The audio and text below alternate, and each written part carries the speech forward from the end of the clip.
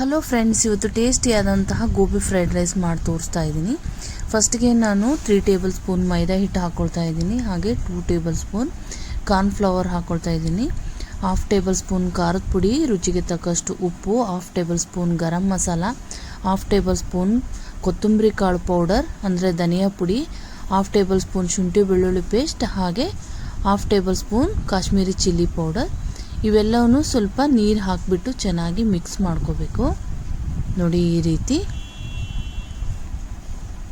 ಯಾವುದೇ ಗಂಟುಗಳು ಇರಲಾರ್ದಂಗೆ ಈ ರೀತಿ ಮಿಕ್ಸ್ ಮಾಡಿಕೊಂಡು, ನಾನು ಮೊದಲೇ ಗೋಬಿ ಕಟ್ ಮಾಡಿ ಚೆನ್ನಾಗಿ ತೊಳೆದು ಇಟ್ಕೊಂಡಿದ್ದೀನಿ. ಈಗ ಆ ಗೋಬಿನ ಈ ಹಿಟ್ಟಿನಲ್ಲಿ ಚೆನ್ನಾಗಿ ಹಾಕಿ ಮಿಕ್ಸ್ ಮಾಡ್ಕೋಬೇಕಾಗತ್ತೆ. ನೋಡಿ,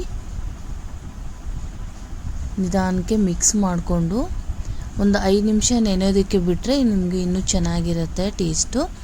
ಸೊ ಈಗ ಇದನ್ನು ನೀಟಾಗಿ ಕೋಟ್ ಆಗಬೇಕು ಹಿಟ್ಟಲ್ಲಿ ಗೋಬಿ. ನೋಡಿ, ಈ ರೀತಿ ನೀಟಾಗಿ ಕಲಿಸ್ಕೋಬೇಕು. 5 ಮಿನಿಟ್ಸ್ ನೆನೆಯೋದಕ್ಕೆ ಬಿಡೋಣ. ನಾನು ಮೊದಲೇ ಎಣ್ಣೆ ಕಾಯೋದಕ್ಕೆ ಇಟ್ಟಿದ್ದೀನಿ. ಸೊ ಈಗ 5 ಮಿನಿಟ್ಸ್ ಆಗಿದೆ. ಈಗ ಎಣ್ಣೆಯಲ್ಲಿ ಹಾಕಿ ಕರೆದುಕೊಳ್ತಾ ಇದ್ದೀನಿ. ಫ್ರೈ ಮಾಡ್ಕೋಬೇಕು. ನೋಡಿ, ಈ ರೀತಿ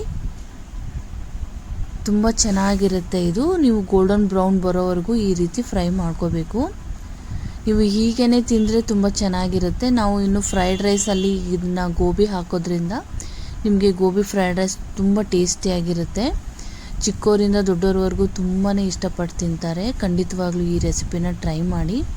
ನೋಡಿ, ಈಗ ನಾನು ಒಂದು ಪ್ಲೇಟಲ್ಲಿ ತೆಗೆದಿಟ್ಕೊಳ್ತಾ ಇದ್ದೀನಿ ಗೋಬಿ ಫ್ರೈನ. ಈಗ ನಾನು ಅದೇ ಎಣ್ಣೆನ ಒಂದು ಕಡಾಯಿನಲ್ಲಿ 3 ಟೇಬಲ್ ಸ್ಪೂನ್ ಆಯಿಲ್ ಹಾಕ್ಕೊಂಡು, ಸ್ವಲ್ಪ ಕರಿಬೇವು ಹಾಕ್ಕೊಂಡು, ಹಾಗೆ ನಾನು ಒಂದು 2 ಈರುಳ್ಳಿನ ಸ್ಲೈಸಾಗಿ ಕಟ್ ಮಾಡ್ಕೊಂಡಿದ್ದೀನಿ. ಇದನ್ನು ಕೂಡ ಹಾಕಿ ಫ್ರೈ ಮಾಡ್ಕೋತಾ ಇದ್ದೀನಿ. ಹಾಗೆ ಒಂದು ಕ್ಯಾಪ್ಸಿಕಮ್ಮು ಈ ರೀತಿ ಉದ್ದ ಹೆಚ್ಕೊಂಡಿದ್ದೀನಿ. ನೋಡಿ, ಇದು ಕೂಡ ಹಾಕ್ಕೊಳ್ತಾ ಇದ್ದೀನಿ. ಸ್ವಲ್ಪ ಒಂದು 2 ರಿಂದ 3 ಹಸಿಮೆಣಸಿನ್ಕಾಯಿನ ಹಾಕ್ಕೊಳ್ತಾ ಇದ್ದೀನಿ. ಹಾಕ್ಕೊಂಡು ಕ್ಯಾರೆಟ್ ಕೂಡ ಸ್ವಲ್ಪ ಉದ್ದನಾಗಿ ಹೆಚ್ಕೊಂಡ್ರೆ ಚೆನ್ನಾಗಿರುತ್ತೆ ನಿಮಗೆ ಫ್ರೈಡ್ ರೈಸ್ನಲ್ಲಿ ತಿನ್ನೋದಕ್ಕೆ. ಅದಕ್ಕೋಸ್ಕರ ಈ ರೀತಿ ಹೆಚ್ಕೊಂಡಿದ್ದೀನಿ. ಈಗ ಇವೆಲ್ಲವೂ ಫ್ರೈ ಮಾಡ್ಕೋಬೇಕು. 1 ಟೇಬಲ್ ಸ್ಪೂನ್ ಶುಂಠಿ ಬೆಳ್ಳುಳ್ಳಿ ಪೇಸ್ಟ್ ಹಾಕ್ಕೊಳ್ತಾ ಇದ್ದೀನಿ.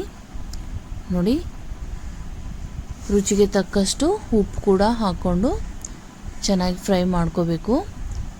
ಒಂದು 1/2 ಟೇಬಲ್ ಸ್ಪೂನ್ ನಾನು ಸೋಯಾ ಸಾಸ್ ಹಾಕ್ಕೊಳ್ತಾ ಇದ್ದೀನಿ. ಇದು ಸ್ವಲ್ಪ ಹುಳಿ ಇರುತ್ತೆ, ನಿಮಗೆ ಫ್ರೈಡ್ ರೈಸ್ನಲ್ಲಿ ಟೇಸ್ಟ್ ಚೆನ್ನಾಗಿರುತ್ತೆ. ಅದಕ್ಕೋಸ್ಕರ ಇದನ್ನು ಕೂಡ ಹಾಕ್ಕೊಂಡು ಚೆನ್ನಾಗಿ ಮಿಕ್ಸ್ ಮಾಡಿಕೊಂಡು ಫ್ರೈ ಮಾಡ್ಕೋಬೇಕು.